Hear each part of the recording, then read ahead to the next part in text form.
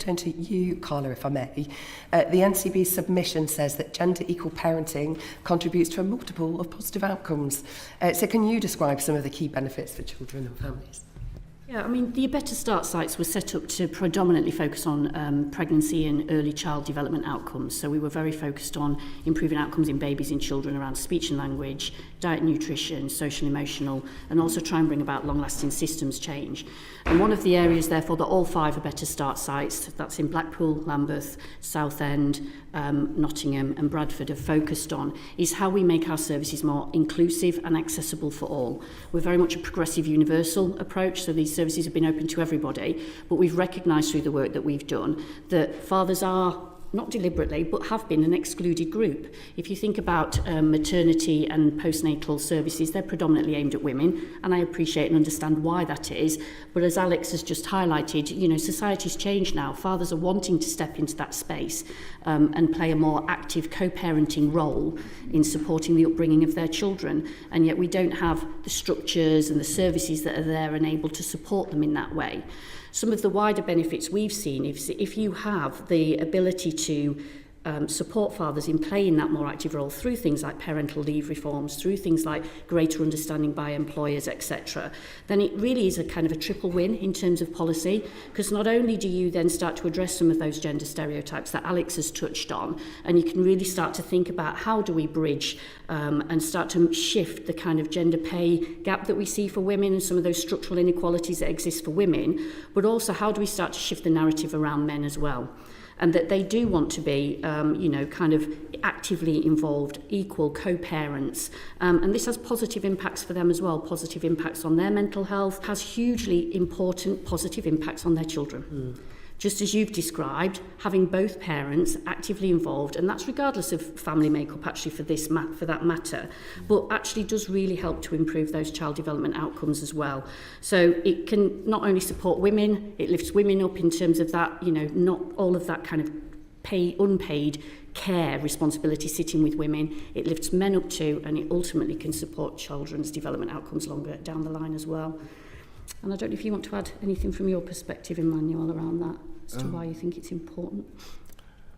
Only, I would say, yes, it's definitely the outcome for the children, I think, is the main thing to look at. And the fact that I think society in general seems to think that fathers not really, you know, we don't really care about the children. We don't really, you know, we're more about getting money and going to work and things.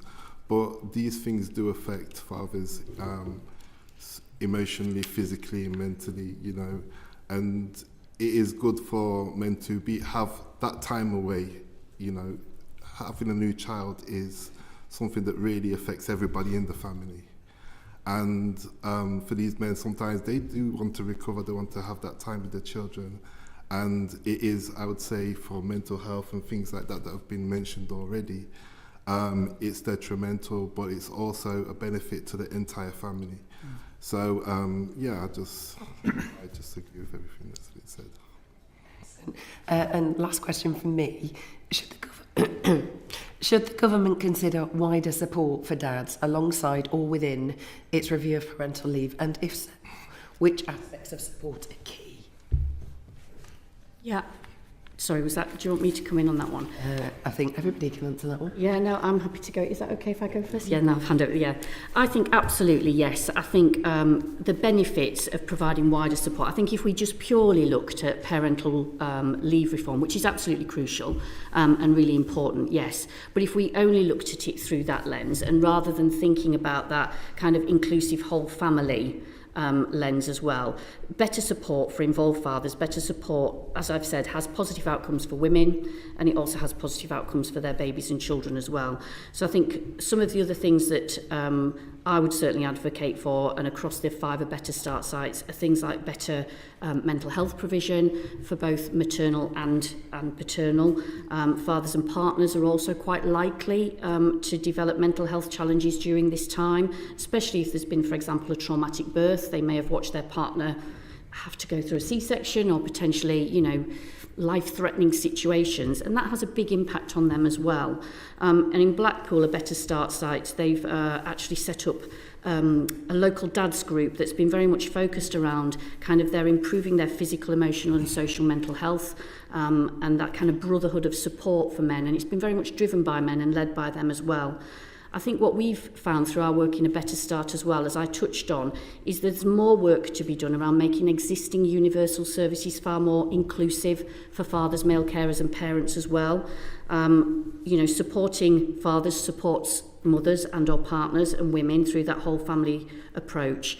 And some of the other things that we've seen is it's a real key opportunity, and I know this is about women and equalities, but it's also a real key opportunity to get to men, because this is a real golden moment in their lives. It's a key teachable moment. It's a point in time when a lot of men are really open to having extra support, accessing, thinking about their own health, stopping smoking, improving their diet, thinking about exercising more, because they want to be the best version of themselves for their children and for their family. So we actually did a survey in Nottingham of just over 70 dads, and 80% said they would welcome more support in that antenatal period and in the first 1,001 days. And it was really crucial for them because they wanted to be positive partner, know how to support their partner going through pregnancy and after the birth, but also they wanted to be a positive influence for their children as well. And I do think we need to do more research in this area. There's not as much research around fathers' mental health and how it affects men. And I do think there's a lot more that we can do, though, to think about making services more inclusive and accessible in that time period alongside the parental leave reforms, which are, obviously significant. I have nothing to add. I think you've summed that up beautifully, Carla. Thank you, Jen. Yeah, absolutely. You. Thank you, Samantha. Before I hand over to Rachel, Carla, you said about making services more inclusive. Could you explain what that would look like in black and white, please? Yeah, absolutely. I mean, we've got some really good examples of what we've done across the 5 A Better Start sites about thinking around how we, in particular, improve our access and acceptability for families. And that's, as I said, we've had a real focus on fathers in the A Better Start sites, but also on underserved communities. So thinking about Black, Asian, minority, ethnic, migrant populations, people who might have no recourse to public funds as well. So I would say that the key ingredients that we've discovered through the A Better Start 5 sites learning is about how we maybe engage better with those underserved and underrepresented groups. So to some extent, one of the key things, which won't come as a great surprise, is relationships are absolutely key.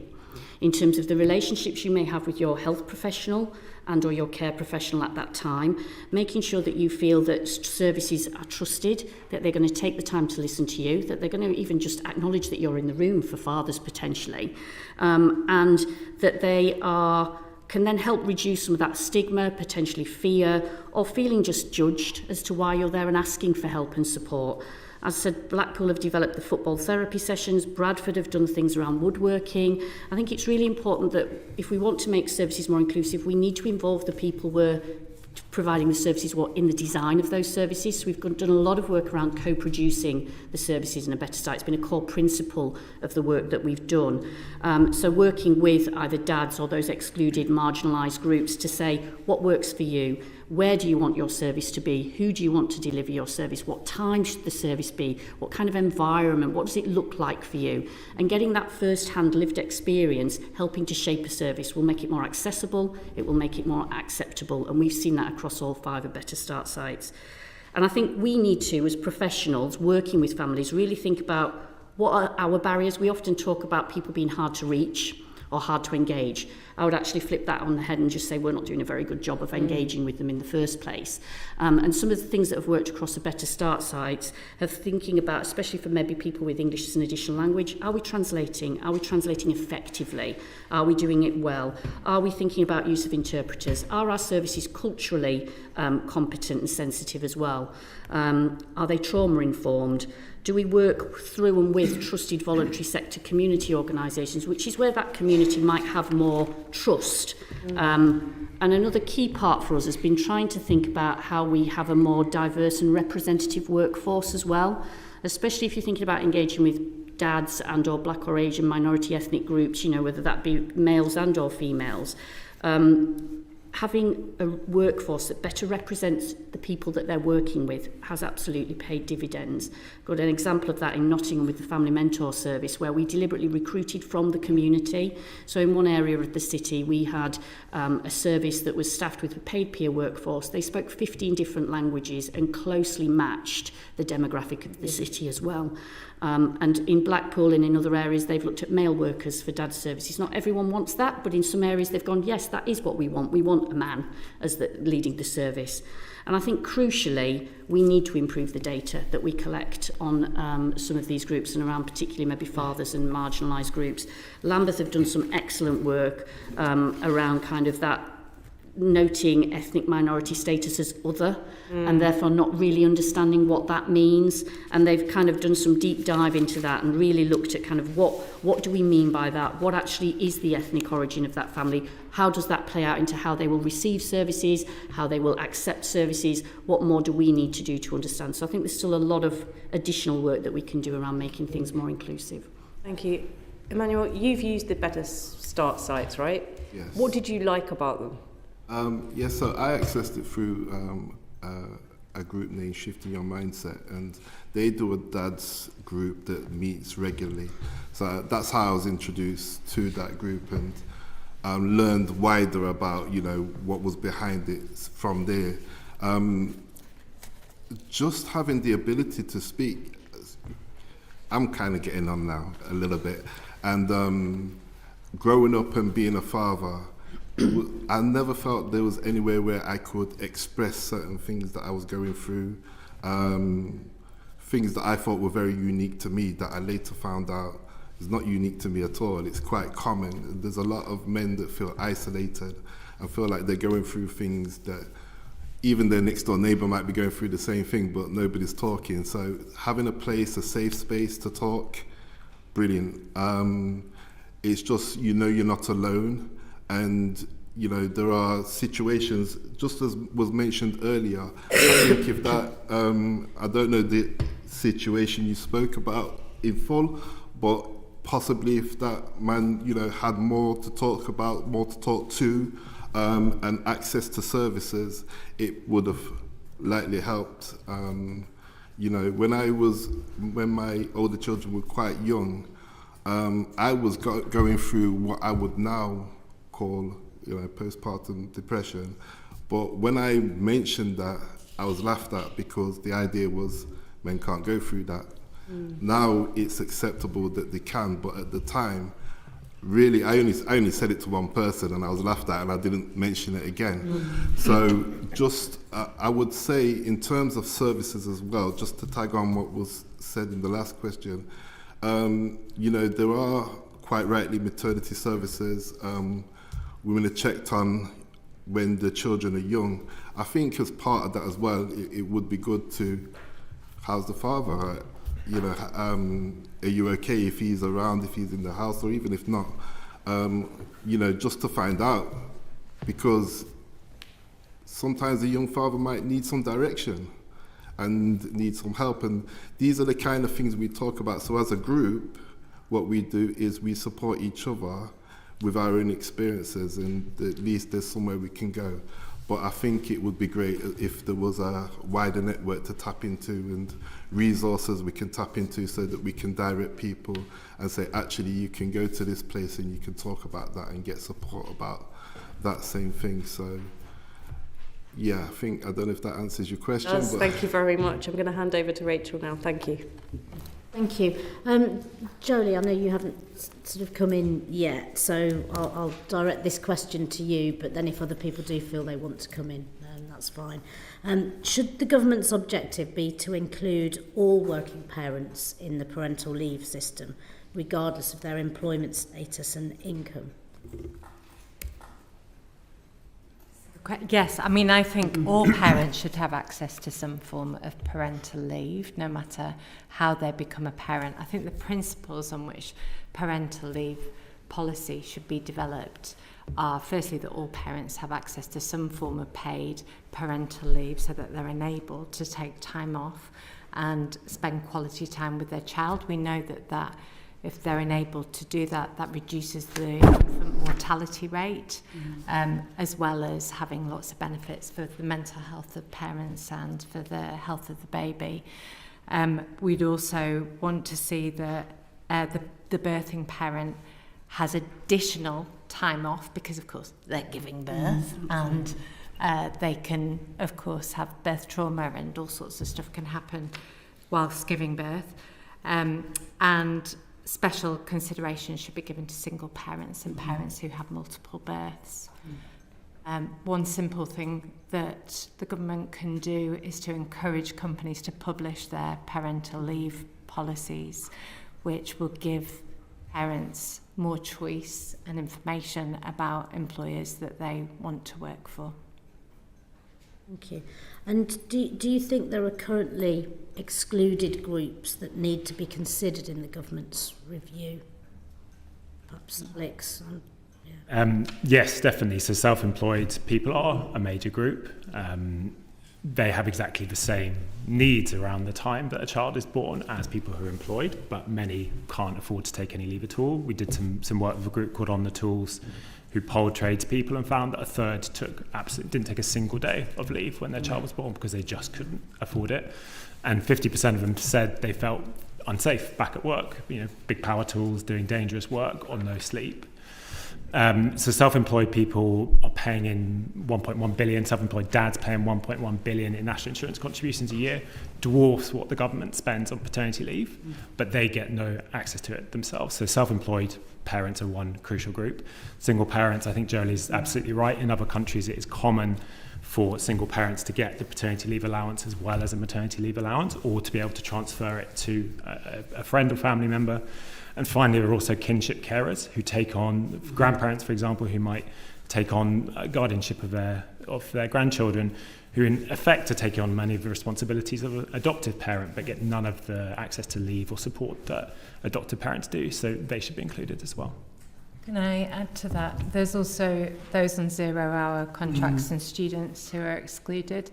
And also, we've talked about self-employed dads, but we should also talk about self-employed mums who don't get that first 6 weeks at 90% of their salary. They go straight to £182 a week, which is not enough money to live on. So Resolution Foundation did some research and found that self-employed mothers took around 3 to 6 weeks off after childbirth, compared to 9 to 12 months, of course, taken by employed mothers. And we hear from self-employed mothers all the time that they just are not able to stop working. Yet, they're told if they have a C-section, they should be resting for 6 weeks. So it's causing massive problems for mothers as well. And we are actually really rare not having an offer for self-employed dads. If you look at 27 EU countries, there are only 3 that don't offer, plus us, that don't offer paid leave for self-employed dads. The others are Greece, Cyprus and the Netherlands. That was researched by Parental Pay Equality. Thank you. And Carla, to what extent do you think low take-up rates of parental leave by dads, particularly in groups like working class dads and some minority ethnic groups, are driven by cultural factors? I think there is, it definitely plays a part without a doubt, as I've sort of already touched on in that previous question, because I think that if people are not aware of what's available and they don't feel it's for them and they're not able to access it, affordability is without a doubt probably one of the largest reasons why people aren't taking up what's available and on offer to them as well. But I think for families who are living in poverty, as Jolie and Alex have touched on, what your employment status is, whether you're on 0 hours, self-employed, part-time working, that perpetuation around the gender stereotypes that we sadly do still see in some parts of society will have an impact on that. But I think, as I've mentioned, the importance of making sure that families and dads, and particularly some of the ethnic minority groups, are aware of what's available, will support that in terms of increasing take-up. And I think that's where they better start learning that I've mentioned around relationships being key, co-producing with fathers and with groups, looking to actively remove those barriers, will really support the improvement of take-up. And that's what we've certainly seen in the 9-10 years of A Better Start, is when we actively seek out to work with groups that are underrepresented, underserved. I would say that the same principles could therefore apply around parental leave. If we ask more questions of people who are on part-time, 0-hours contracts, more time who are self-employed, what would work for you, we're far better and more likely to get a fairer, better system that works for all.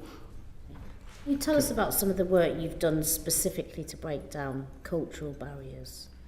I think some of the work that we've done has included things like specific groups that have been aimed at particular communities. As I said, the work around translation. So in Nottingham, I can give an example where we've got a front-facing website that's for families to access. We made sure that we translated that website into the 5 core key languages that were spoken in the city. And we also made sure not to just kind of use Google Translate. We actually had it done really well. So for Arabic languages, it flipped the entire site, so they read left to right, right to left. You know, that whole thing was thought about. We've also really focused on, when we're delivering services, we use a lot of metaphors in English language. It's quite a common thing. I'm horrendously terrible at constantly using metaphors and then suddenly thinking about, and we use a lot of them in child development as well. We talk about babies' brains and how they develop. Metaphors can just not land with someone who's necessarily got English as an additional language, or culturally they don't quite know what that means, or why would you use that metaphor to describe something as well. So we've been really mindful of that. I think developing services that, as Emmanuel has talked about, that have been run by voluntary community groups who understand that community really well. They're already trusted, they're working there, they know and understand what the community needs and how we can support them. And that's been really key as well, to kind of not just use your statutory services. They're really important, your health visitors, maternity, family support workers, etc. But really looking at what else is available, what are the strengths and assets within that community, and who are the people that those people trust. And we've learned a lot as well around breaking down some of the engagement barriers there. Can I just add to that a little bit? Sure, Yeah, please do. Because I think another reason why there might be a lack of uptake is we could look at the model. When we think about paternity leave, there's a reason why it's the way it is. You know, if a woman's given birth, obviously it's very physically stressful to the body, and, you know, rest is needed. The child needs to be suckled and all that. So, and weaning, and so a good amount of time is needed. You know, solid time for her to bond with the child and to feed the child for. If we were to look at paternity leave, it might not be needed for the exact same reasons. So it would be needed for the father to bond with the child and, you know, to support the mother and to empathise. But it could be that instead of taking a solid, you know, so many weeks off, he could take 1 or 2 days a week off, you know, and just have that time with the family and still be able to work. I think for some guys, their identity is very much into the work. They think about, you know, getting paid, the whole camaraderie around work. And so a bit of both might be help guys to think, okay, then yes, I will take that time off to be with the family and still be able to have my work routine. So that's just a thought of how we could look at it. Thank you. And Alex, do you have any data on the background of men and dads who are supporting your campaign for improved paternity leave? Yeah, we have a big survey which thousands of parents have filled in, and we see across there people from basically every background. You know, people, a lot of teachers, we have people who work in business, we have people who work in the charity sector, we have tradespeople, plumbers, builders, we have all sorts of careers and backgrounds, and it's people spread across the country. One thing I'd like to add on the question around the barriers to uptake, I think it is hard to overstate how big a barrier pay is. Mm-hmm. And if you look at Spain, it's a really instructive example on this. So 7 or 8 years ago, their paternity leave was as bad as ours almost. They had 2 weeks, and they've gone through a phased process of increasing it by a couple of weeks at a time for a few years. So now you get 16 weeks at 100% pay. And the 100% pay is crucial because what they found is that the uptake rate across people across all different industries is incredibly high. It's 15 to 16 weeks on average if you work in manufacturing or whether you work in business or whether you work in finance or science or agriculture. It's pretty universal. And I think that speaks to the fact that if people have to pay to get that time, it creates a barrier that a lot of people are unwilling to cross, or a lot of people really just can't cross. And at the moment, if you're on an average salary, it costs over £1,000 to take your 2 weeks of paternity leave. And that's an amount of money that a lot of people just cannot afford. Thank you. Do you think there's an appetite for change across all the range of occupational income groups? Yes, definitely. I mean, going back to the polling I spoke of earlier, we have support across all sorts of income brackets. In fact, you often see some of the support is highest amongst people in lowest income brackets for getting that opportunity to be more actively involved in their family. And you're as likely to agree with that if you're a Labour voter or a Reform voter or a Conservative voter. It's pretty universal. Yeah. We did polling that found very similar outcomes as what your polling did. So we have two polls saying the same thing. We also did some research which found that half of dads and second parents who don't take their full allocation of paternity leave said the reason was financial hardship. And the men tend to take 2 weeks until they tip over a household income of £150,000, and then they can take up to 9 weeks, but before £150,000 they're taking 2 weeks or less. But the other barrier, of course, is employment. So we know that men often are pressured to come back to work before that 2 weeks is up. And we found that 17% of dads said their employer was putting pressure on them to return early, which is why they did, while an additional 13% said that they were worried that they wouldn't get the promotion they were hoping for if they didn't go back earlier than the 2 weeks. So I'd say it's money, culture, employment are the issues. I'll come back to you, Alex. So you don't think that this idea that seems to be putting forward that parental leave is somehow just playing into a woke agenda is something that... No, not at all. There's widespread support for it. Our attitudes have changed. Our problem is that our systems, our policies have not, and we are decades behind other countries on this. Yeah. Thank you very much. Thank you, Rachel. Alex had some follow-up questions. Sorry, it's to my next... The next one. Okay, that's absolutely fine.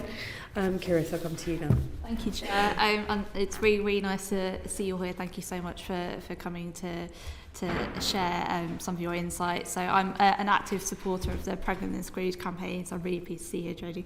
And I'm actively involved in the Dad Shift campaign. I must also declare that I'm an officer of the Women and Work APPG and the Women's Health APPG. So now that I've got that out of the way. So Alex and Jolie, you're both calling for a longer period of statutory paternity leave. In your view, what length of paternity leave would be feasible right now?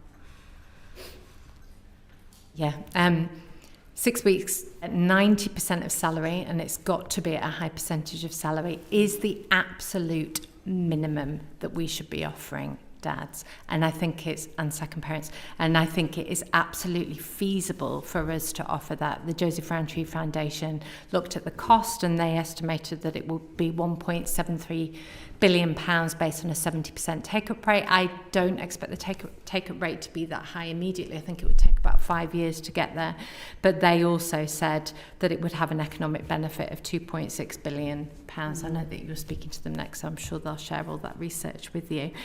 Look, I think it's time we asked ourselves a fundamental question about what sort of society we want this to be. Do we want to continue to perpetuate outdated and harmful gender stereotypes that tell us it is women that do the nurturing and the caring and the child rearing and are the homemakers, whereas men just need to pull their socks up, get back to work, they are the strong, stoic breadwinners, and that they don't need this time to nurture and care for their family. You know, the mental health of men in this country is in crisis. Boys are saying that they feel lost and disconnected, and it's no wonder when our laws are literally telling them you don't need time to nurture and to connect with your family. Bronnie Ware, the palliative care nurse, wrote a book about her experience of caring for the dying. And she said that every man on his deathbed said, I wish I had spent more time with my children and I had cared and I had worked less. You know, these aren't just words, these are the wishes of men on their deathbed, and we are still not listening. It is absolutely imperative that if we care about the well-being of women, of men, of parents, of children, then we make a change. And the only way that change is going to happen, we have got companies that are trying desperately to bridge that gap, but it's only affecting a small group of men. The only way that change is going to happen is if this government do something and they increase paternity leave, ring fence it and pay it at a decent percentage of salary. Alex, do you want to add anything? I mean, I think that's bang on. 6 weeks, 90% would be transformative to where we are now, but is the bare minimum. It would still put us in the bottom third in Europe. It shouldn't be the end point, but it would make a huge difference. Thank you. And do you see that as a first step towards more equal parental leave for fathers and other parents? I think that should be the goal, yeah. And if you look at countries who are doing this really well, example that you can spoken to about a lot is Sweden, where both parents, they have this combination of ring fence leave for both parents, again properly paid, so each parent gets 90 days. And then on top of that, they can share 300 days between them. And what's really important is that you have that ring fenced element. It's not just share parental leave for all, work it out yourselves. That's been tried in the past, that doesn't work. What you see time and time again is that dads will sacrifice that leave so that mothers can take all of it. What you need is the ring fence leave and then building shared parental leave on top of that. That would be an ideal end situation. Sweden have been at this for 50 years, and we're not assuming we're going to get to that overnight. And what we really need to start with is better, longer paid paternity leave. That has to be the priority, not tweaking shared parental leave, which has fundamentally failed as a policy. We did some research in December on the 10th anniversary of shared parental leave. Less than 2% of people are taking it, and the uptake is vastly unequal. It's essentially only accessible to the very wealthiest people. 60% of people who take it are in the top 20% of incomes. More people take it in London than Scotland, Wales, the North East, Northwest, and Northern Ireland combined. And the problems are that it's not well enough paid, and people are still reluctant because dads don't have their own decent paternity leave allowance. They're reluctant to take that away from mothers. And so if we try and tweak that, we're not going to get anywhere. We have to start with better paternity leave. Yeah, and that's got to be the sort of basic starting point, hasn't it? That's right, yeah. Thank you. And Jolie, your mission is to tackle pregnancy and maternity discrimination, and rightly so. To what extent could a reformed parental leave system work towards this end? So pregnancy and maternity discrimination exists because we have this intrinsic bias, employers do, towards women. This is well documented, I'm not just saying this, where we see women as distracted and less committed to their jobs from the point that they get pregnant. We see them as a burden to business because they're going to take time off to look after that baby. And so if we make parental leave gender neutral so that dads are taking longer periods of time out of work, then that bias will also shift towards men as well. And of course, as an employee, you can't have a bias towards everybody that is your potential employee. So it will change things, absolutely, and it will reduce pregnancy and maternity discrimination. You look at countries who have better paternity leave systems where dads are taking longer periods of time out of work, you have much lower rates of pregnancy and maternity discrimination. But it will also have a positive impact on the mental health of mums, and that is crucial here because lots of women return to work after having a baby and they have quite severe postnatal depression still. They're still not ready to return to work, and it is really well documented that if dads and second parents are enabled to take that time out to spend time with the whole family, the mental health of women improves dramatically. So we know that this will reduce the motherhood penalty, and our research with the Centre for Progressive Policy found that countries that have at least 6 weeks paternity leave paid at 90% of salary have a 4% smaller gender pay gap and a 3.7% smaller labour force participation gap. So you get more women in work and they progress much faster as a result. That's great. And do you think extending paternity leave, do you think that would require more focus on tackling parental discrimination affecting men? And would you support better legal protections for men alongside a reform in the parental leave system? Yeah, absolutely. We know that if men ask to take shared parental leave, they also can encounter bias and discrimination. As a result, we've heard some shocking stories from men, employers saying, shall I buy you a dress while you're at it, or writing emails to them that entitled hello nanny, all sorts of awful messages, gendered messages to men. The law obviously changed in April, so you have extended protection from redundancy when you're pregnant and when you return from parental leave, and that works for men only if they're taking shared parental leave. So if we're extending paternity, we would also need to change the law so that when they return, they're not discriminated against. Okay, thanks, Alex. Yeah. Manuel, did you want to? I'd add to that, I completely agree with that. We should extend that protection to paternity leave as well. And we've heard actually quite a surprisingly high number of stories from dads who have applied for paternity leave and then HR have gone silent for a few weeks and then they've lost their jobs, or they've lost their jobs. We heard from someone who lost a job on his third day of paternity leave whilst his child was lying on his chest, and his heart rate went up so much that it woke up his child, and it's been devastating for him and his family.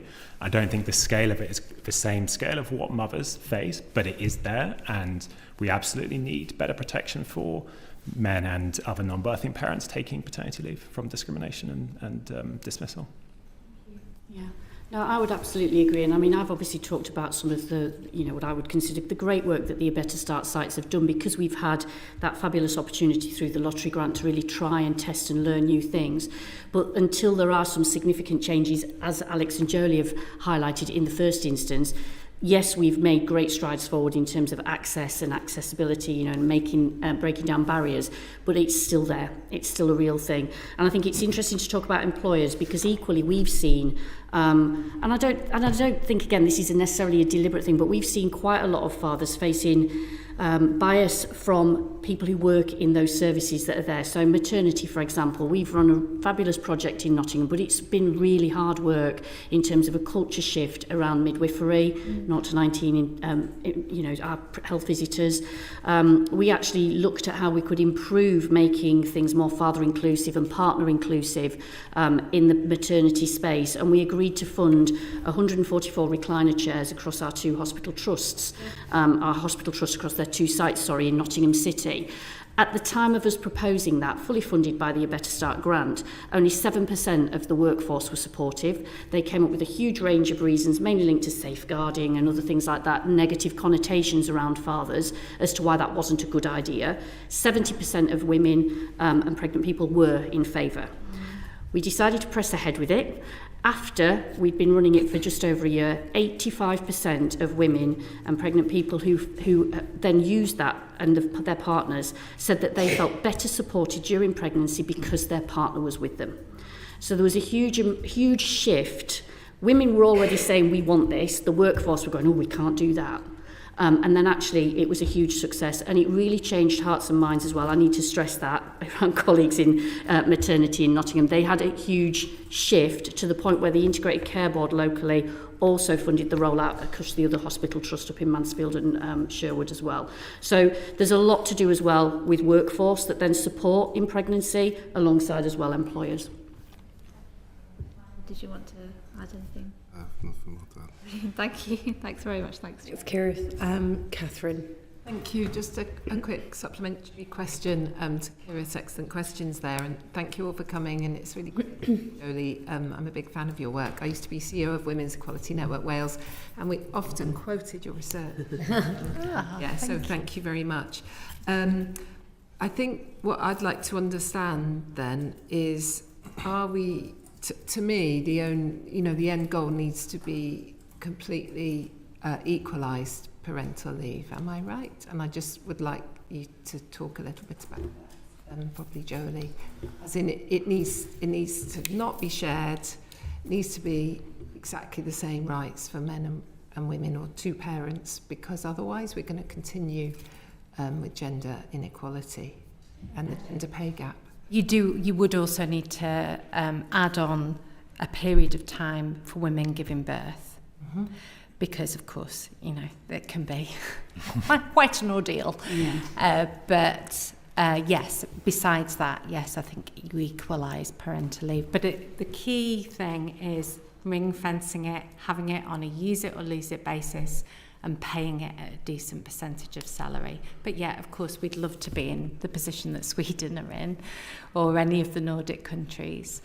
We just appreciate that it's going to take a little bit of time to get there. We take the steps now to get to that in the end. Thank you. That was the only question. Thank you, Catherine. Alex. Thank you. I think it speaks volumes that you're saying that men are fearful of the same kind of discrimination that women have been experiencing for generations on this topic. I feel like that's exactly the point. Alex, if I can start with you. The dad shift says evidence is clear that shared parental leave can't on its own drive gender equality in parenting. Can you talk a little bit about why you've come to that view? Sure. So if you can look at other countries, some of the Scandinavian countries started with shared parental leave as an option. So Norway, for example, introduced it back in the 70s and gave dads the right to take shared parental leave in 1978, I think it was. And by 1993, only 3% of men were taking any parental leave at all. And that's because you come up against those cultural barriers that say this is really time for mothers, it's not something that fathers do.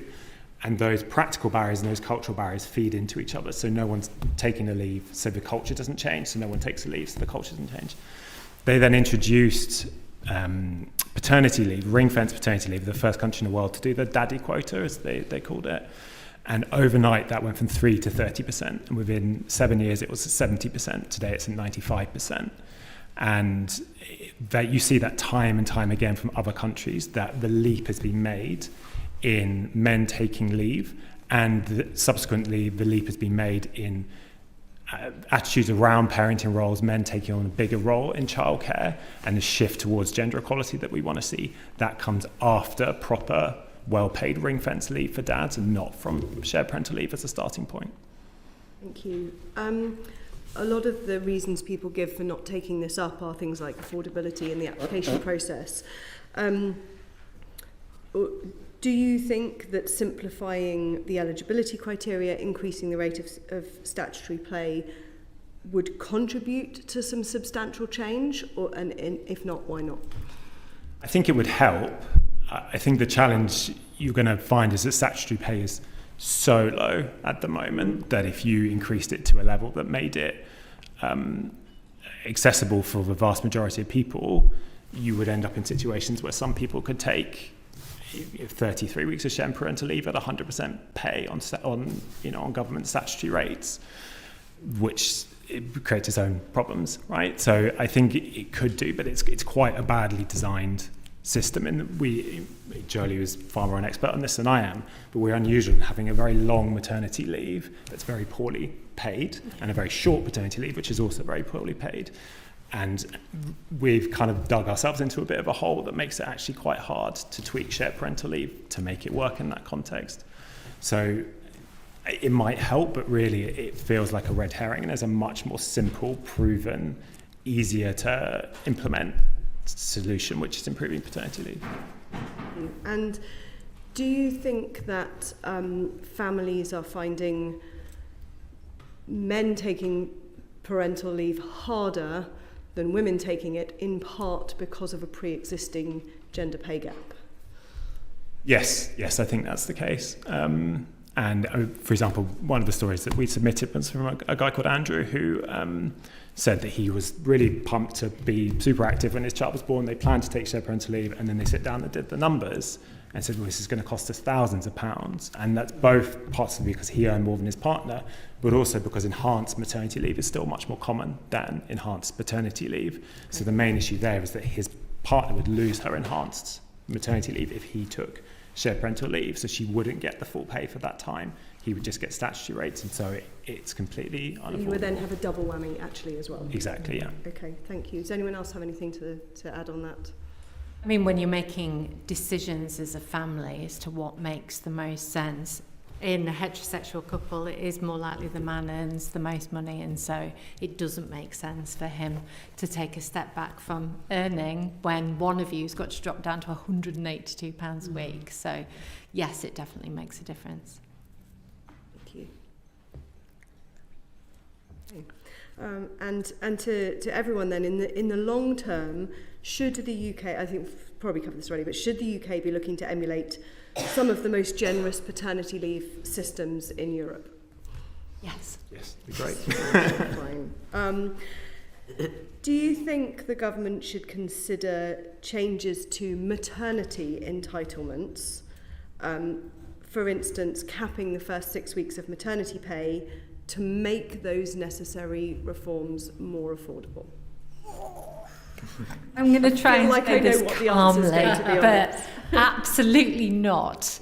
As Alex has said, we have a generous system in terms of time. We do not have a generous system in terms of pay. We are in the bottom 10 of the OECD countries in terms of maternity benefit. That was researched by UNICEF. You know, I mean, our whole parental leave system doesn't work, and the worst part of it is paternity leave, which is why there's such a big push at the moment to change that, because it's so bad and we're so behind other countries on this.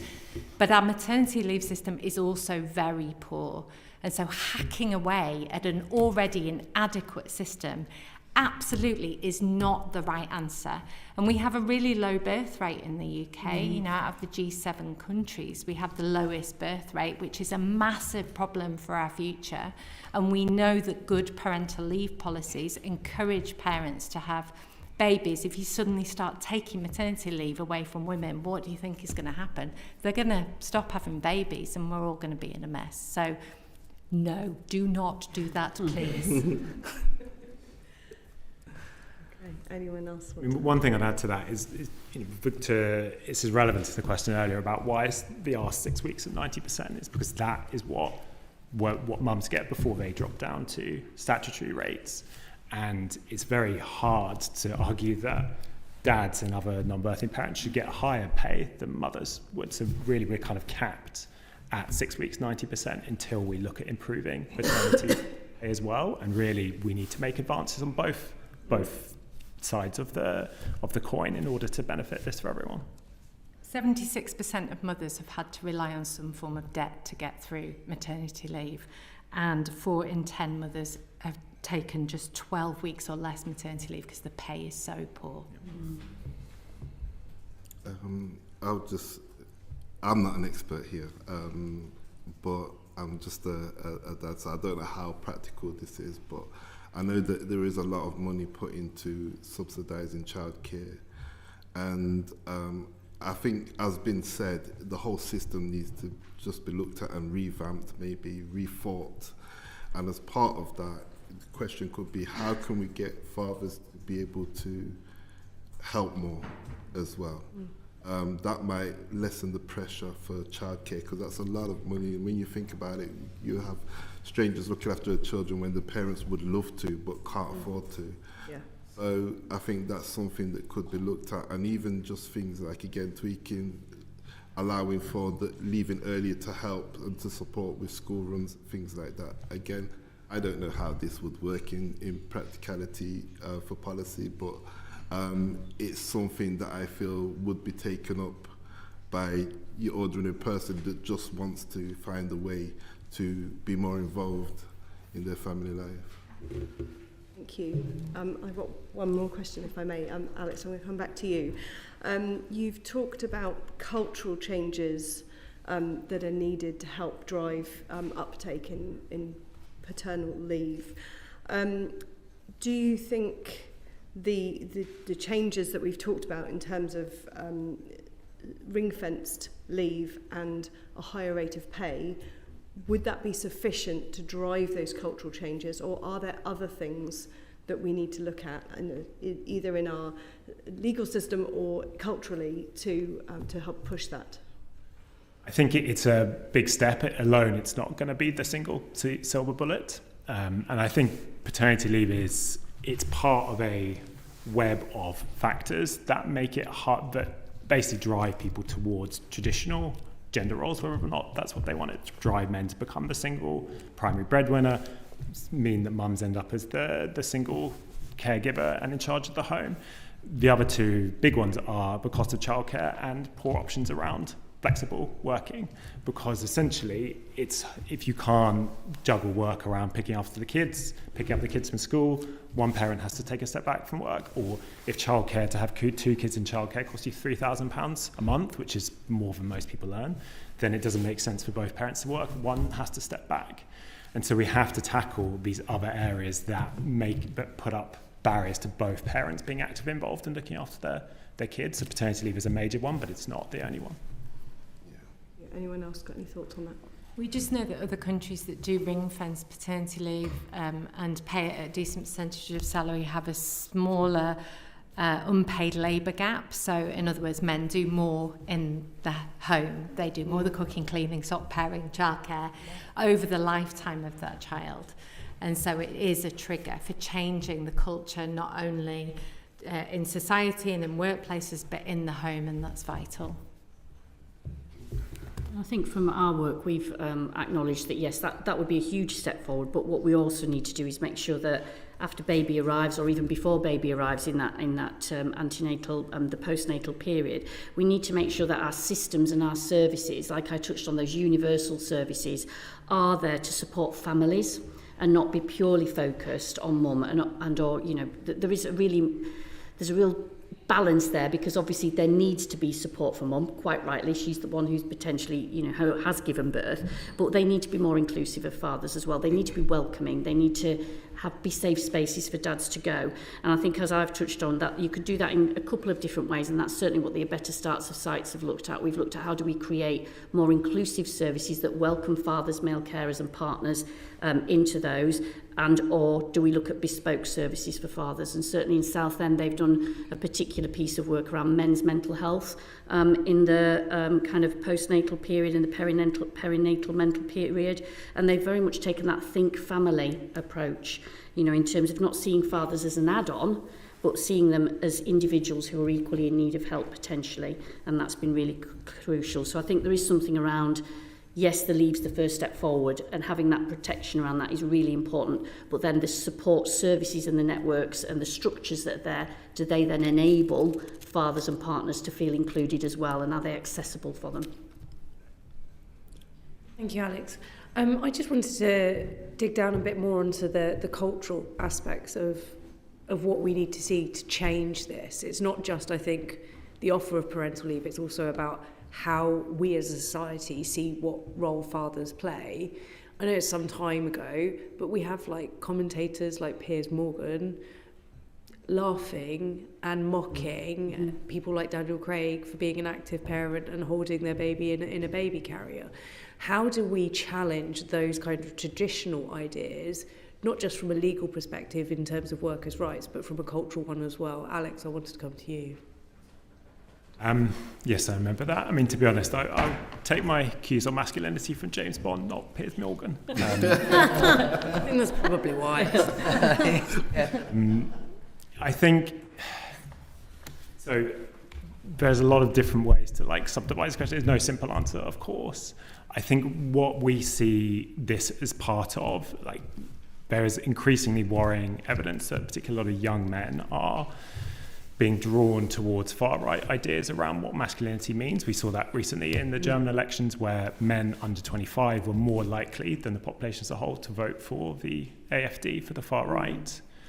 And the crisis in masculinity is a kind of overused phrase, but it reflects something real, that the role of men in society has changed over the last 30, 40 years as the role of women have expanded into the workforce, which is a really good thing.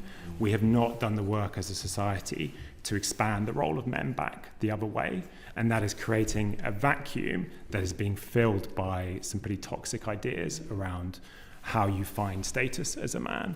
And we think that fights like improving paternity leave that are coalitional between men and women, that benefit both men and women, are part of how we say, look, this is an alternative idea about how you can be happy and fulfilled as a man in the 21st century, that hopefully starts to push back on some of those other ideas. Thanks, Alex. Emmanuel, you're kind of nodding along to that. Have you got anything you want to add on it? Yeah, I would just say that, Piers Morgan, okay, not many people really follow, just like Alex just said. I would say listen to the everyday man. The majority of the people we don't hear from is just your everyday people who their main focus is their family. And so in terms of stereotypes and that kind of thing, they don't really care, they're more interested in how can they support their family, and not just financially, but they want to spend time with children, with their partners. And so if we was to give more of a voice to that and normalize that voice, I think then people would know that that's just what it is. Piers Morgan, he has a platform and he can say whatever he has to say, but people will choose to ignore majority of that, if you ask me. So I would say that, and I would say I was just actually, it just left my mind. I was just writing something down as you said it. I will leave that point. I'll leave that point if it comes back to me. Yes, Jolie, because I think it kind of like lends itself as well into what we're seeing. We're not immune to what happens in America, and there is an increasing presence there around, I would say, that conversation around toxic masculinity that Alex talked about, but also the rising popularity or glamorization of the trad wife traditions. Yeah, and that's what I meant by, in terms of the cultural kind of aspect, we could give all of the workers' rights that we would want to see in that shared parental leave and the improvements. But if we're culturally not seeing that take-up, and you said 70% is estimated to be the take-up, and actually that would probably be an overestimation of where we are right now currently, because culturally and societally we're not there yet. No, but I think, if you look at what has happened in Sweden, it's taken a number of years for that take up to increase. You have to start somewhere, and I do think the law needs to lead the way on this. I have a podcast on raising boys and masculinity called To Be a Boy, if anybody wants to tune in. And we talk about this a lot, and I think what's happened in the strive for gender equality is we've asked girls to be more like boys and boys to continue to be boys. So we've said to girls, be strong, be a warrior, you can do anything, you can be a computer programmer, a scientist, whatever you want to be. We haven't said to boys, you can be nurses, you can be stay-at-home dads, you can be really, really great fathers. What sort of dad do you want to be? And I think the education system could play a role in this, in talking to men more about care, connection, and the things that truly matter to us as humans, because, men have everything. They have everything except the thing that truly matters, and that's connection and bonding and an ability and freedom to be able to talk about their feelings and express themselves. And so I think that starts at a very young age, and we all have a role to play in changing that narrative for men and boys. Thank you, Jolie. Alex has got a quick supplementary. Very quick follow-up to that. I think you're absolutely right in terms of that conversation. Is there an element there that to be feminine, traditionally, whatever that looks like, and all the stereotypes of caring and so on, is seen by our society as less than, generally, reflected in pay gap, reflected in those discriminations? And if so, how do we start to tackle that, which might be slightly out the scope of shared parental leave, but how can this help? Yes, I mean, it absolutely is. This is sexism, and feminine coded things are devalued constantly. And I think we changed that. The way that we've changed girls, and the fact that they felt that they had to go into certain jobs, or the fact that they felt they had to be stay-at-home parents, or that they were weak or lesser than, is by sending these messages constantly that you're not, you are strong, you are powerful, you can be whatever you want to be. We now need to do that for boys, because we've forgotten about boys, and we're not saying to them things that I've just articulated, nurture, care. You can go into female coded employment, all of that sort of stuff. I think we just need to change. We need to think about that narrative a bit more when we're talking to boys. Thank you so much for all of your input and your expertise today. I know that all of the committee really appreciate it. Thank you for your time. We're going to switch over panels now. Thank you. And I should say, if there's anything pressing that you think that you weren't able to say or articulate today, please follow it up with written evidence to the committee. Later. Thank you.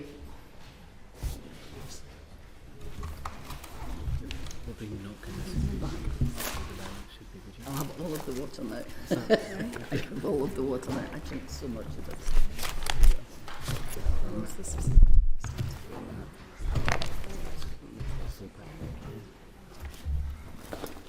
Another country where there's no tap. Is it? Okay. In Iceland, they teach from like nursery age. They get I use this. responsibilities. Right. That's good. In New Zealand. Yeah. Yeah. You think about it. Yeah, no, Michael. I've got a meeting with Meg next week. Yeah. I think Iceland, yeah, though, but they teach that. That children in care a lot from an early age, and boys are encouraged to do things like beauty and hair and like look after the dollies and those sorts of things. It's the only way you're going to test it, isn't it? Fine. Pretty young. Yeah.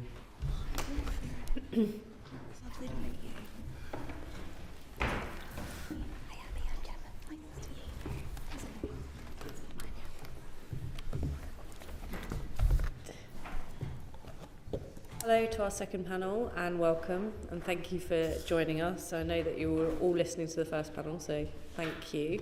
I want to just take some time to introduce the panel. We have Dr. Sarah Forbes, Senior Lecturer at the University of York and Co-Director of Equal Parenting Project.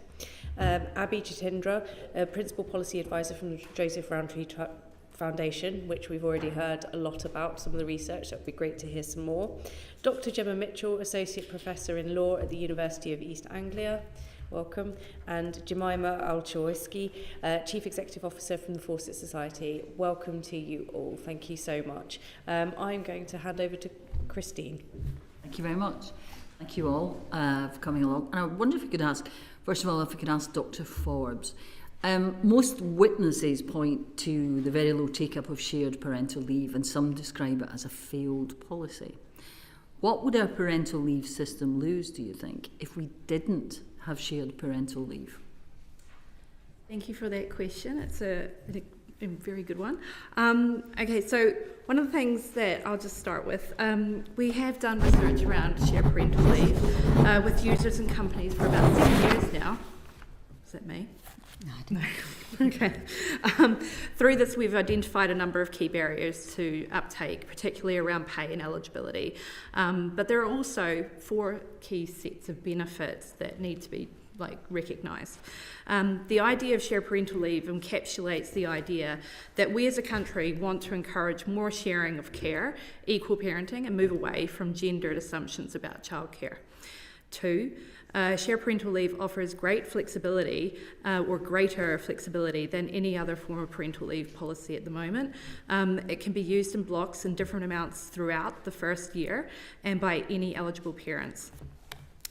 In our research, for example, we saw a lot of dads using paternity leave after their child was born, and SPL actually supported some mums with their return to work because they felt more comfortable leaving their child with the father rather than leaving them with a stranger, is what we were being told in our interviews.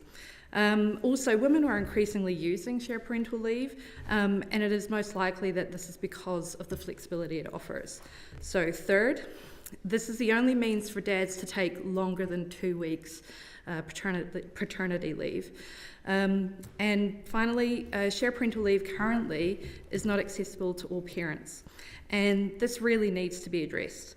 However, we know that many of the women currently using it, who are highly educated, receive higher pay, or have higher pay, and are in dual income families, are relying on the flexibility it offers to support their labour market attachment and help them return to their careers, which helps support other policy areas like the gender pay gap and women on boards. But essentially, if we think about it, any reform that does happen we have to make sure that we retain the benefits that can be received through this system. So, yeah. Okay, that actually reflects something I felt at the time with maternity leave. Once we'd finished, my husband and I, because of our careers, were able to arrange flexibility so that he could be there in the first half of the day and I could be there in the second half. That was actually very reassuring. So the fact that what you say about leaving it with the other parent rather than a stranger is really important. I wonder if I could ask the others, though. The Fawcett Society and others say that low take-up of SPL means that it currently doesn't shift the dial very much on equal parenting. But do you believe it could be reformed in a way that would boost take-up and have a greater impact? Yeah, absolutely. So we're really delighted that the committee is looking into this issue, and women are at a significant disadvantage in our economy, as you've discussed, in terms of pay, access to the most senior roles, and overall earnings. And one of the greatest drivers of that is unequal unpaid caring responsibilities. And one of the most powerful tools we have to address that is shared parental leave. We know that when men take more leave, that supports women's return to work and increases employment rates. And we know that it changes habits in households over the longer term so that those unpaid caring responsibilities are shared more equally. But yeah, the problem is right now it's inaccessible, it's complicated, the levels of remuneration are too low, so that take-up is sort of so low as to have no impact on those things at a broader social level. And in particular, that's the case for lower earning households, households where people are in self-employment or in secure work. And it's important to recognise as well that those are households that are much more likely to have black and minoritised mothers, which contributes to a much larger ethnicity motherhood pay penalty. So it has a lot of potential, but it needs to have proper level rates of pay that make it affordable and accessible for more families and households. Thank you. More about the others. What would you like to add? I would just say I agree that it's better than shared parental leave is better than nothing, and so getting rid of it and replacing it with nothing is a bad idea for sure. I would say I think some of the advantages that I'm terrible with this. Sarah identified could also be replicated with some gender-neutral parental leave, with some blocks of non-transferable leave, like the others recommended in the previous panel. Thank you. I think I broadly agree.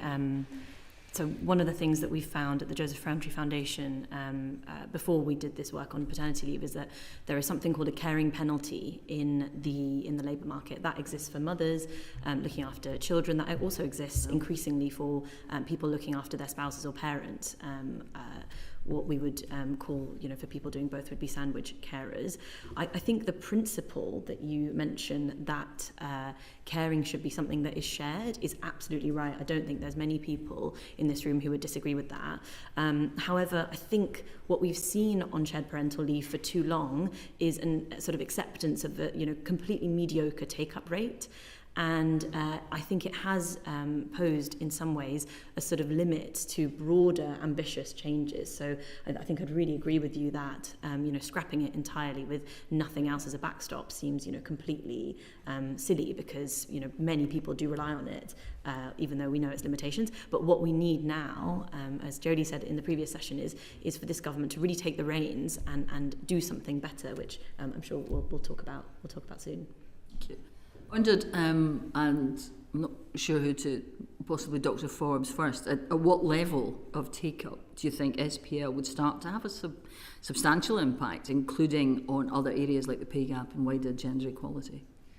I think this is where I would just bring it back to the family themselves. I would actually just say that amongst the families that we've interviewed and engaged with over the years, it had a tremendous impact. Being able to, I can say that it also had a negative impact on those that did not have access. So whilst we also interviewed those that used the policy, we interviewed those that actually wanted to use it, or, actually outlined the barriers that prevented them from using it. Amongst those families, so for example, I spoke to one gentleman, and I actually interviewed his wife as well, and he actually was excluded from being able to use shared parental leave. So what that meant for him was he was not able to have any time with his child during the day at all. And he would actually cry and say like he wanted more time with his child. He would come home and the child would be in the crib asleep, so he got no quality time with his child.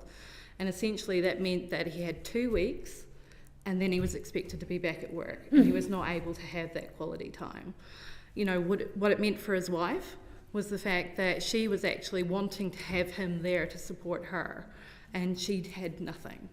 So her family lived far away, so she didn't get that support. So what that meant for her was she was actually going through a very, very difficult time, not being able to have him have longer time. She wanted him to use that time. Amongst the families that were able to use it, I can tell you that they had that quality bonding time together.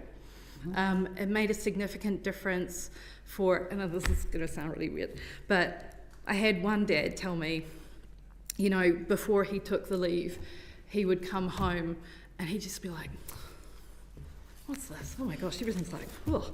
And then he took extended leave. Not just the 2 weeks at the beginning where everything was just, you know, they weren't even able to develop routines or anything. But when he was able to take that leave later on by himself, that made a huge difference. And you know what he said? I get it. So, yeah, it can make a huge impact on families. Dr. Jitendra, I beg your pardon, do you think the wider issues, you can see the same reflection in the wider issues? Like gender pay gap and equality? Yeah, absolutely. So, look, I think unpaid leave or leave where you can sort of trade off, you know, on your wife's or your partner's leave is positive. We know that it makes some difference in a system where, you know, leave is hard to come by in our labour market. It's definitely not a bad thing. But, you know, one thing that we've been calling for recently is a real change in the amount that fathers are entitled to, you know, automatically. So I'm sure we've heard already that paternity leave in this country is the worst in Europe, and we also know that, you know, the worst off families suffer. That means, what that actually means on the ground is a lack of choices, women staying home more, lower wages for women that last a very long time. And fundamentally this is a sort of gender issue, it's an equity issue, it's a class issue as well, as others have said. And so, yeah, I think if you want a labour market and a society where we have more gender equality, where we have more gender equity, then I think we need to look not just at leave, but at pay, because it's really those wage differences that sort of work out and sort of, you know, have an exponential impact on the lives of women sort of down the line. Yeah, can I add that I think there's, you know, maybe there's a kind of a magic threshold that you get to and it creates a tipping point and it creates social change. But in a way, I don't think we need to worry about that too much, because the international evidence makes pretty clear that when you get this right, your take-up rates are massive. You know, so Spain now has equal take-up of parental leave amongst women and men. Quebec changed their system in the early 2000s and 93% of men take that paid leave. When it's there and the system works, you get the change. So right now, we're not anywhere near those kind of levels, but actually it's not kind of impossible to imagine that we can transition to a system where there is just a really big shift in those norms. I remember, it seems a lifetime ago now, 2015, actually during the general election campaign, being asked by a journalist, but what difference does it make in terms of equality? And I said, well, and this might be controversial, if you are interviewing for a job and you see a woman, you're going to think about, will she be taking maternity leave? If a guy coming in, you know he's going to take paternity leave, then you begin to even out the market. Is that happening? Or does that come back to the question of getting to the crucial point? I don't think that we could say that that would be likely right now, and we still see very high rates of maternity discrimination against women. And we know that there are bonuses for men in the workplace in terms of pay and esteem, whereas women experience penalties.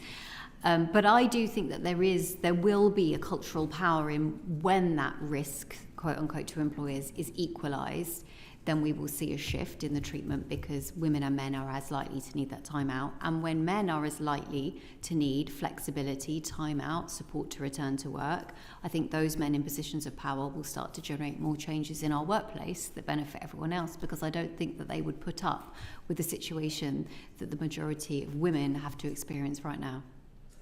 And finally, do you think reform of shared parental leave should be considered alongside the reform of paternity leave in the government's proposed review? Absolutely. Would really, I really hope that the government does bring forward their review of leave, which has been promised within the first year. Also importantly, the government is really looking to transform childcare, another important part of this puzzle. And our research that looks at where countries have made a big transition internationally, that has been done hand in hand with reviewing parental leave allocations. And if you get those two systems to work effectively together, you can have a bigger impact on childhood outcomes, on equality access to employment and economic growth. So it's really important actually that that thinking is done in a joined up way. Would anybody else like to add anything to that? Yes, I mean, I completely agree. I think there is something here about transitioning from our current system to the new system, and I think it's only when we actually have, men taking up leave at the same levels as women are, that we're going to see, any of the changes in the labour market, any of the growth benefits, which hopefully we'll get to in a second.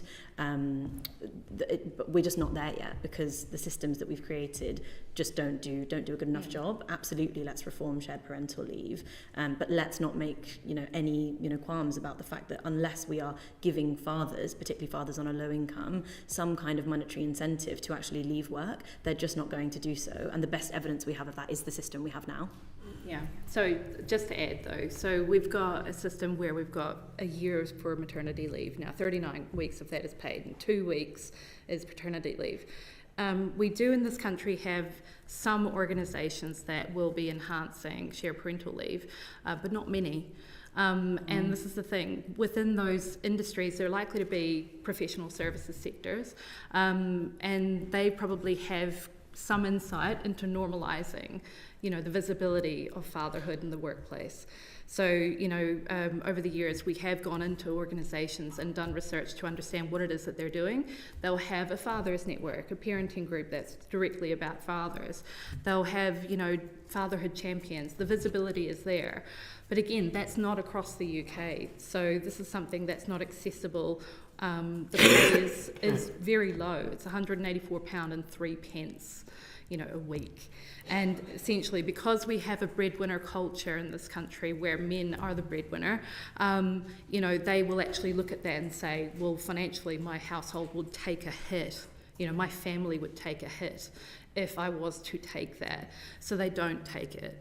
So what we have is, currently at the moment, we have, the problem isn't that the rich are using it, the ones that have higher education, the ones that are, in dual income households. The problem is no one else is using it.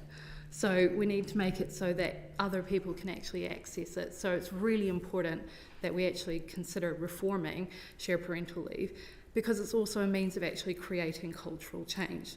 So like I said before, that's pretty much our only means of extending beyond what would be offered for, paternity leave. So for any father, if there was going to be a 6 weeks paternity leave, shared parental leave would be the only means of actually going beyond that. So, it's really important. It's a huge lever in creating cultural change. Okay, Dr. Mitchell, did you want to add anything? I don't have too much to add, other obviously I agree that reform would be important. I think that the obvious reform is to replace it with a period of parental leave, and I think also the previous discussion as well, listening to the panel, highlights the issues we have around the terminology as well here. So we need to start again and get rid of the gendered language around maternity, paternity, and it needs to be updated to be much more inclusive of all the families that are welcoming children. But yes, to me, the obvious reform in terms of benefits is getting rid of shared parental leave and introducing some gender-neutral parental leave with that period of non-transferable leave for both, exactly the same as the previous panel. Thank you very much. Thank you, Christine. I just wanted to follow up on that point. We have all heard that increasing the rate of statutory pay would substantially increase the take-up of parental leave by dads. What compelling evidence do you have to support that? Yes.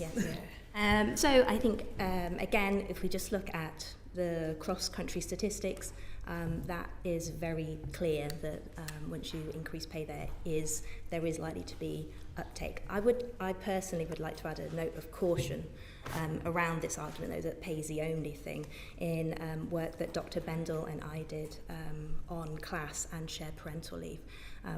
We think there are a couple of factors that would still suggest that even with a much better level of pay, there would still be disparity in terms of who is taking leave, and in particular, it's more likely that working class dads are still going to be underrepresented in taking a leave. And that's partly because, although we've heard a lot about how attitudes are changing towards gendered parenting roles, that obviously isn't always true across all sectors of society. So there is still some, or more perhaps, inclination towards traditional roles within working class parenting families. I would also add that when attitudes and behaviours clash, the research is very clear that it's attitudes that change rather than behaviour. So even if people are saying, yes, we're all for equal parenting, when push comes to shove and they don't have, or that becomes difficult, it's much more likely that the attitudes will shift rather than behaviour. And the other big factor, and I want to add a note of caution to this as I say it, but the other big factor that suggests that it won't lead to universal uptake is that even in these paradigm countries that we talk about in like Norway and Sweden, there is still, the research is still very clear that working class dads are still taking less. They are more likely to lose their leave rather than use it compared to other dads or other parents. The note of caution is obviously that the situation in those countries is very different to the one in the UK, and I think this is an area that we do need a lot more research into, personally, in terms of how I think increasing pay will lead to a huge substantial change, but it might not lead to that huge substantial change in certain sectors of society. Abby? Just to comment briefly on that. So we're talking about sort of uptake given the current system, but just if I might briefly just talk through some of the research that we did. So, I mean, a lot of the discussion around the cost of this policy, obviously we're talking about pay and we're hoping that government will pay for it, which takes away some of the, unintended consequences of just a kind of business-funded policy. We know that there are benefits because there are direct benefits from increased tax revenues from more women entering the labour market, and there are also there are indirect benefits to the economy from women entering the labour market and having higher production. And we've calculated that there's something like a £200 million net cost, which is primarily sort of driven by the cost of paternity pay, but a 2.7 or 2.68 billion pound benefit, which is not to say that there isn't a cost of men leaving the labour market, but the benefit of women entering the labour market is just really dwarfing that number. So that's just a bit of context. But the reason that is relevant to what we're talking about here is that works, and that works in our country and it works in other countries if as many men as possible take up the policy. And currently we have a big gap in this country around self-employed fathers. So we can talk about uptake, as much as we want within the, subsection that we're talking about. But if a large section of our labour market, of our families, don't even have any access to paternity, pay or leave at all, then that's really going to stop this from being the kind of growth benefit policy that this has the possibility to be. You know, we know that government really cares about growth. And if we want it to work, we are going to need something like a paternity allowance, something like something akin to a maternity allowance. So just a note that, take up is both to do with culture, it's also just to do with availability of the policy. And we know that loads of men, many of whom, and families, many of whom are on low incomes, running small businesses or single, working themselves, that's going to need to change if we want to harness the benefits both at a household level and at a national level. Thank you. I just had a quick question back again for Gemma around those cultural barriers that you talked about. What can government do to remove some of those cultural barriers, do you think? And should consideration of cultural factors be included in the government review? Well, it's very hard, I think, to change some of those cultural factors. So in Sweden, as we've heard, parental leave and parenting equality has been on the agenda and pushed very hard for 5 decades since the 70s, and like I said, there is still this discrepancy between in terms of dads take up in class. In Sweden they famously did campaigning to try and promote the idea of dad's involvement. So, for example, on milk bottles and stuff like that, the government would promote the importance of dads and how good that can be. But I think one of the main things that we would need as a change is also some change to the workplace. And we know, again, in Dr. Bendels and I research, we know that in the more working class dominated workplaces, there's less less positive attitudes towards taking leave, towards working flexibly, all of those sorts of things. So we need to find a way to drive that. What I always come back to in my research as a labour lawyer, is the role of things like trade unions and workplace bodies to try and push that change on the ground. Jolie was saying earlier that the law should be an important start in terms of making that change, and I totally agree. But we do need to think a little bit about what happens in the workplace as well. So trade unions is the obvious place to start, but trade unions have been very much changed, and trade unions are now mainly working in more middle class dominated occupations, etc. But that seems to me a really obvious avenue to go down. Thank you. Jemima. Thank you. Could I add, I think also we should think about this in a very long-term way, look at the way those norms and stereotypes are embedded from childhood. And Forster did a big piece of work a few years ago looking at the kind of the power and prevalence of those stereotypes, so that, for instance, by the time children are 6, they're more likely to associate kindness with girls and intelligence with boys. So we are consistently replicating and reinforcing these very restrictive ideas about what it means to be a girl and what it means to be a boy. And so we need a policy system around shared parental leave that facilitates and encourages change, but we do also need to get in there early and stop kind of reinforcing that. And that is about childcare settings and our education settings. It's also about responsibilities for corporates in the products they're creating, the messaging. There's really strong evidence that messaging on children's clothing reinforces these ideas, representations of children on television, the characters that they see in books. Still today, boys and male characters and white characters massively disproportionately represented versus girls and people of colour. So there's a kind of a broader responsibility there in stopping reinforcing these ideas about what girls do and what boys do, which is connected as well to inoculating young people against some of those far-right ideas being sort of proliferated by the likes of Andrew Tate, as well as preventing violence against women and girls. These are sort of the seeds of those attitudes. Thank you. Yours. Thank you, Chair. I just wanted to add to that as well, if I may. There was a video shared by BBC News recently from a nursery in Sweden, I think it was, where they showed boys and girls sort of switching stereotypes. So boys were being taught about kindness and gentle hands and caring, and young girls were being taught to be strong, and they sort of did that for an hour, and that was a really, really interesting watch. So I would implore the committee and others to definitely have a look at that. That was really interesting. I want to talk a little bit about barriers to take up. So, Dr. Mitchell, you used shared parental leave yourself, didn't you? What was your experience of the scheme? Well, yeah, I didn't use it. My partner did. So I've only taken maternity leave. But yes, my partner did. So I would obviously I've been researching this for too long to remember. Well over 10 years ago, I started my PhD, which looked exactly at this.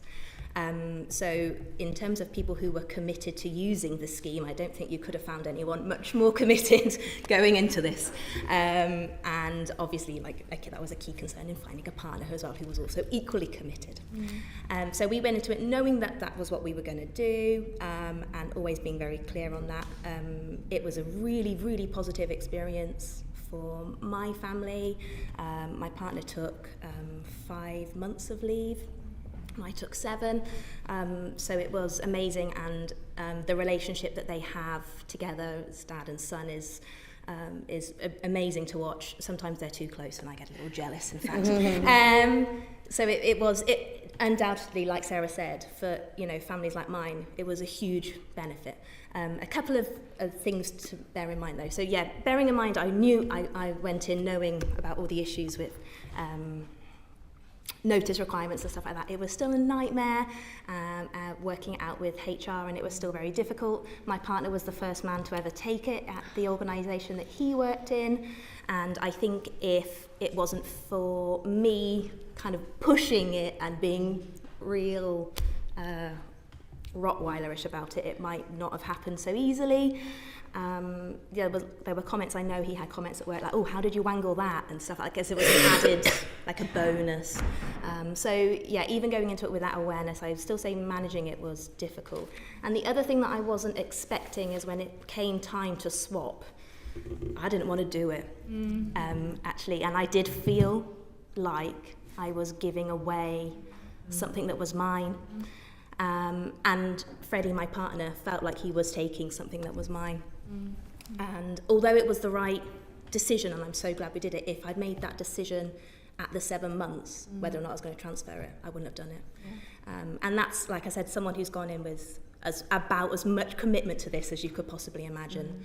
So I would bear, I do think that idea, and that's one of the reasons I think one of the main problems with this transferable model is this default idea that it was mine, was there, and that's what we need to challenge, and that's why I think transferable maternity leave is never going to work. I would also say that we fit fully into all of the other factors in terms of people that take this. I'm the higher earner out of the two of us, so we're bucking the gender pay gap trends. We're both dual income, and we're both in a very comfortable middle class sort of earning wage. So we didn't buck any trends in any of those regards. Brilliant, thank you. And you've mentioned obviously some of the complexities around the eligibility criteria and sort of employers' lack of understanding of the scheme. These have been identified as key flaws of the scheme anyway, in addition to what you've mentioned as well. How do you think those could be addressed, if at all? Well, I think the fundamental way to address them is to get rid of the transferable model of leave. The difficulty is the conversing and handing notice to 2 employers. We did it in 2 blocks, so we did it as simply as possible. There was no further transferring or anything after that. But it was still such hard work, and getting HR to understand it was a lot more difficult than I anticipated. So yeah, again, this is another clear reason in my mind as to why the transferable model has to be scrapped and replaced with the gender neutral leave, with the blocks of non-transferable leave. Thank you. And what do you think is the function of the current earnings criteria, and what would be the effects of scrapping them? Sorry, what do you mean by the earnings criteria? So around sort of around the eligibility of sort of take up of the scheme and the earnings. So the fact that it's the higher income people. Yeah. So I think that is. That's a good question. Does anyone? Anyone else? Anyone else have a go? Yeah. So sorry to check my understanding, is the question about obviously you have to be both people in the partnership have to be an employee. So if, you know, I might be employed, my partner might be self-employed, and I can't access it, or vice versa. And I would say, yeah, it's a really substantial problem, particularly for this point that we've got to about if we really want to kind of normalise take-up and deal with those gaps, and particularly the ethnicity motherhood pay gap, where there's higher levels of self-employment and insecure work.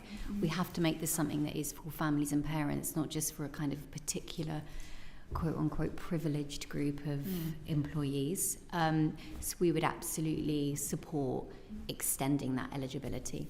Yes, I agree. Thank you for clarifying that. Yes, I totally agree, and I think that is really key. I know we've talked a lot about self-employed workers as well, but as a lawyer, it's not even workers that we are looking at employees, which is the highest level of protected workers, and you have to have been eligible, you have to have been in the same job for basically since the time of conception, and that just excludes too many people, and we know that excludes disproportionately members or working class families or people who are in precarious work, who we know are more likely to be from ethnic minority backgrounds, etc. All of these things. So it's all working to exclude the same people and to enable access to that different opposite group of people. It creates these kind of perverse incentives and this kind of stickiness in employment where you can't move because, you know, you might end up having a baby, you might lose your entitlements for both parents, and then people, you know, are not getting those opportunities to increase their earnings through job moves, which is a really important way to do that. And employers are not kind of getting the right workers in the right place because there's this sort of stickiness in the labour market. So it's bad news all round. Thank you. And finally, Sarah, you favour relatively modest changes to paternity leave while keeping and reforming the shared parental leave scheme. Can your proposal overcome some of the concerns around shared parental leave's maternal transfer model, and how much impact on take-up would you expect your proposal to have? I'm going to refer to my notes, just so I don't go over. Okay, so we put in a number of different proposals designed for different scenarios and objectives. So 2 key approaches are extending paternity leave and pay to 6 weeks at 90%, which moves us toward a more gender equal non-transferable leave. Obviously, still a big gap. But the second was actually improving take-up to SPL by combining increased paternity pay and shared parental pay. This would involve 2 weeks paternity leave at 90% pay, with the option of utilising 4 weeks of shared parental pay enhanced at 90% of pay if used by the parent that's not using maternity leave. This essentially allows dads and other parents up to 6 weeks of 90% pay, which will make leave much more accessible for all parents, including lower income parents, which there are obviously other issues at hand as well, but it would make it more accessible to lower income parents as long as eligibility is also tackled. This approach, unlike merely extending paternity leave to 6 weeks at 90% pay, also encourages the use of shared parental leave, a narrative and a change to cultural norms and shared caring, and could act as a catalyst for further use of shared parental leave and shared caring. While this approach doesn't overcome all the issues with the maternal transfer mechanism, it does encourage families to share care and support each other. And if such an approach was combined with a gradual increase in non-transferable well-paid leave for parents not using maternity leave, we could start to move away from the maternal transfer mechanism over time. So kind of like what was being referred to in relation to Spain. Yeah. Thank you. Thank you, Kiris. Thank you, Samantha. Thank you. Oh God, I'm so sorry. I empathise. My profession is most inconvenient. Just talking about international comparisons.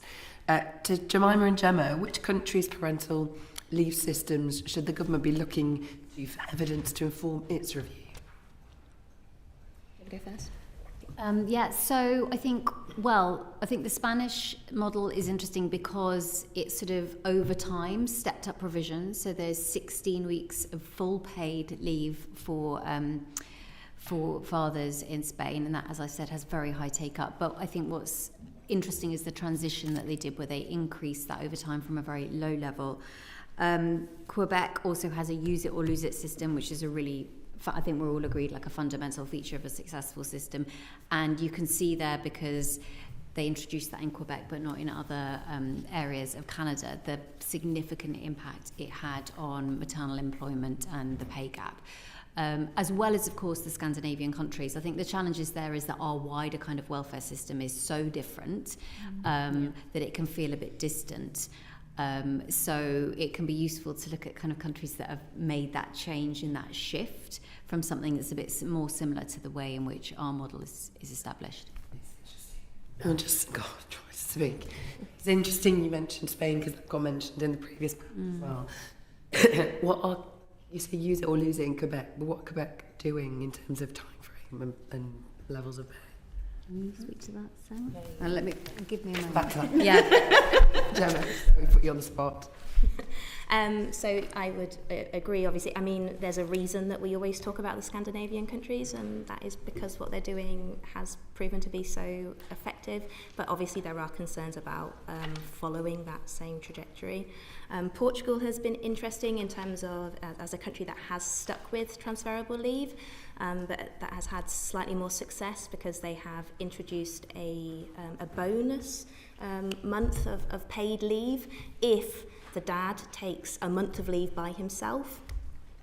So that's quite an interesting one, and certainly the uptake in Portugal is much better than here. For example, I don't have the figures in front of me, I'm afraid, but it's around 50%, and it's obviously, again, it's improving all the time. So there are other ways we could look at the transferable model. However, I do think there are, in some ways, limited lessons we could learn from Portugal, even though that does sound good in theory. And that's partly because of the short amount of time that's available in Portugal, like Spain, where they're looking at a much shorter condensed period of leave anyway. So if the option is 5 or 6 months of leave, then 6 months is obviously, that's kind of much, you're still in kind of a key part of small babydom, I think, at that point, where another month would sound much more appealing. And again, it's at high pay. Whereas if we introduce something like that here, I would have more concerns. So would there be the same advantage, for example, to making it 12 to 13 months? Is that going to be as appealing to parents? And certainly it won't be if we stick with the bad model of low pay. Can we try just to condense some of the answers? Thank you. No, they're really good. But if there's anything that you think actually you need to go into more detail, please follow it up with written evidence. Thank you.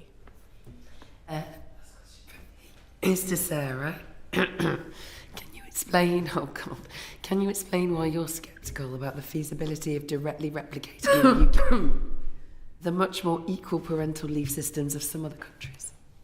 So essentially what we're proposing is something similar, it's something similar to what has been suggested in Spain, which is to use shared parental leave to create a norm, to change this idea of, who's caring for the child. It's trying to actually make sure that we are addressing those cultural expectations that are basically present, saying, Mum, you stay at home, look after the child, Dad, I go to work, We're trying to make sure that it is utilised to create change. So just making sure,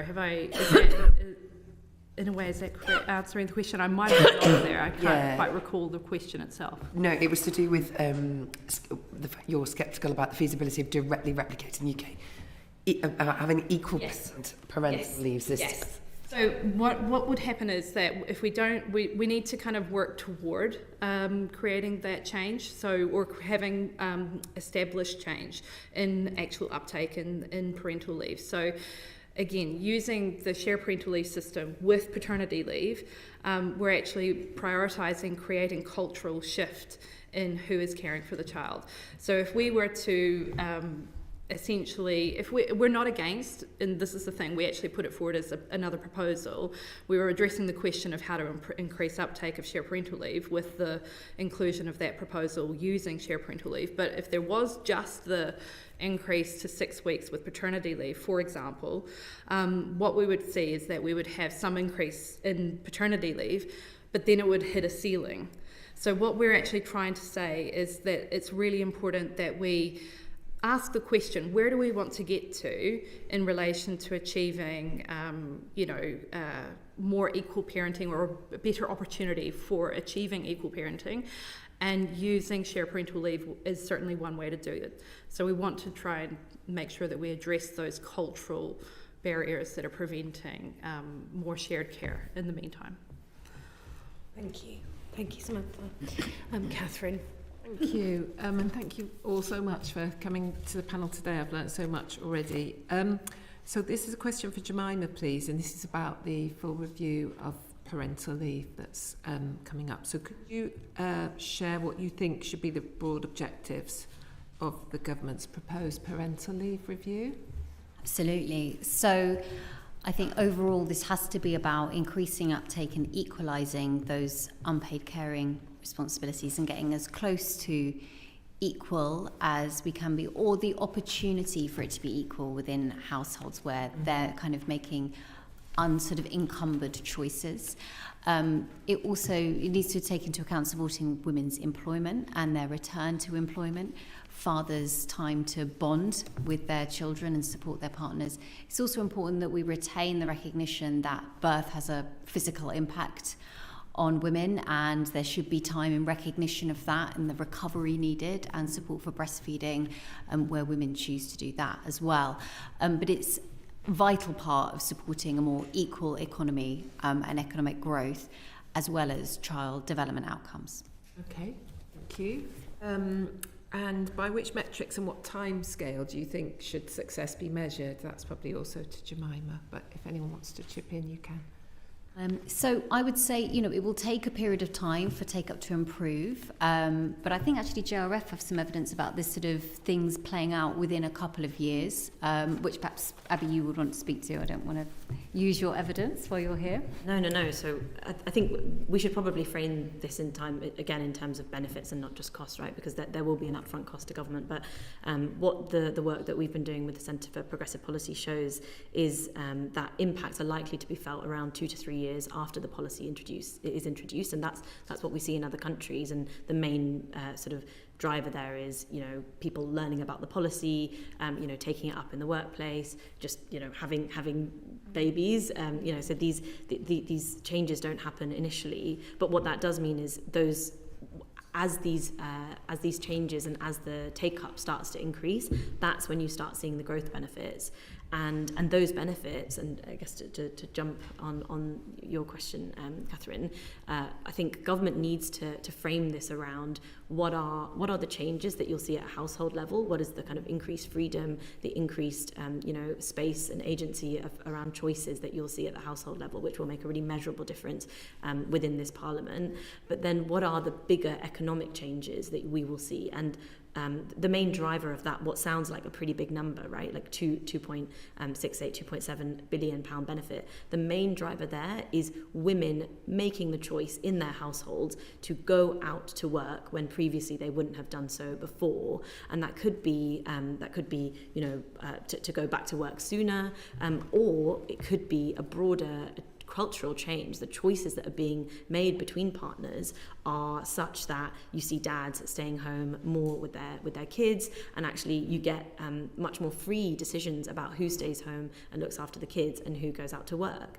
And I think that's the kind of cultural change that we're looking for, right? We want to see a systemic change in the choices that people make. That's ultimately what's going to get more money in the pockets of families, more money in the pockets of women down the line, and change the sort of norm that we have, that women stay home, look after the kids, and dads go out to work. And so, as I said, it's 2 to 3 years. our model looks at 19 countries, so it's a really big sample, and that covers off, you've got your European, your Scandinavian countries, you've got your southern, European countries as well that have a really different system as well, and you've got some North American areas as well. So this is not a culturally bounded, model and evidence that we're looking at. We're looking across the piece. The thing that connects all of this work is what happens when you give people 1 additional week or 2 additional weeks or 3 additional weeks of paternity leave, and all of the benefit comes from the amount of pay that you that is there to incentivize dads. Thank you very much. And finally, again to you, Abby, how would you like to see the review conducted of parental leave? Include a full public consultation or more targeted work with employers, for example? I won't repeat what I've just said, but I think definitely needs to work with employers. That's so important. We've talked about take-up in terms of individual, and household choices, but a lot of this is, as you said, what is the culture of the workplace? Is your boss saying, oh, you're going to have a baby? Like, that sounds really exciting. Do you know when you're going to be taking your paternity leave? Or are they saying, oh, are they sort of, and not very supportive of that? So this is really about making it work for employers. We know that employers are going to be having a lot of change with the employment bill. This is not about, bearing down on employers. This is about saying, actually, at a macro level, at a workforce level, you will see real benefits. You will see, happier workers. But the way to do that is to engage with employers at the outset. Thank you. Thank you. Last couple of questions, and these are also for you, Abby. What do you think would be the advantages of the government using the model recently developed by yourselves with the Centre for Progressive Policy in assessing the economic impacts of parental leave reform? Well, I think the first thing I'd say is, the government and DBT will have brilliant economists that are thinking about this question, I hope. But so this is not to say that work isn't already happening. I think the reason we wanted to do this work at the Joseph Rowntree Foundation is that we get so bogged down in the cost of policy.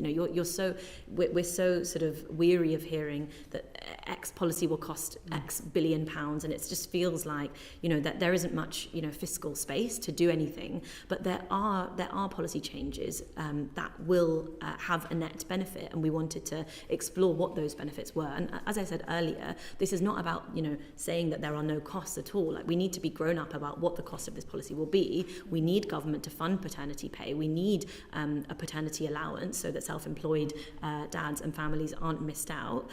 However, those changes will have an impact. There will be a benefit, and it will pay, which is really brilliant. It's quite rare in social policy. I work for a anti-poverty charity, and a lot of what we do is talk about the cost of policies. But this policy has an actual measurable benefit. So I'm really hoping that government is framing this in time in the ways that we have done so with this model, and hopefully building upon it.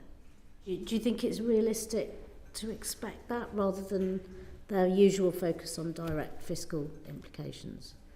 Well, I think this is a much bigger conversation than I think this room, and it probably extends far into the Treasury. I guess what I'd say is, we have tried to be as conservative and robust as we can be. As I said, we've looked at 25 studies, we've looked at 19 countries. We are focused on something very specific, which is for every additional week of paternity leave that you give families, what is the cost and what is the benefit? And there are much wider benefits that we haven't tabulated, things like the health benefits or the wider social benefits. This is very specific around the economy, because that's what we think that the current political discussion is missing, and what it needs right now. I think that's why. Thank you. And how confident are you that the net economic benefits of reform would actually be realised over 2 or 3 years, say? That's a really good question. So we are relying on international data here. Part of the reason we're all in this room is because we don't have the support that we need yet. There isn't that much evidence which shows exactly how long this will take, but there is one very robust paper which says that the benefits tend to be realised around 2 to 3 years, which is to do with, as I said, take up, people learning about the policy.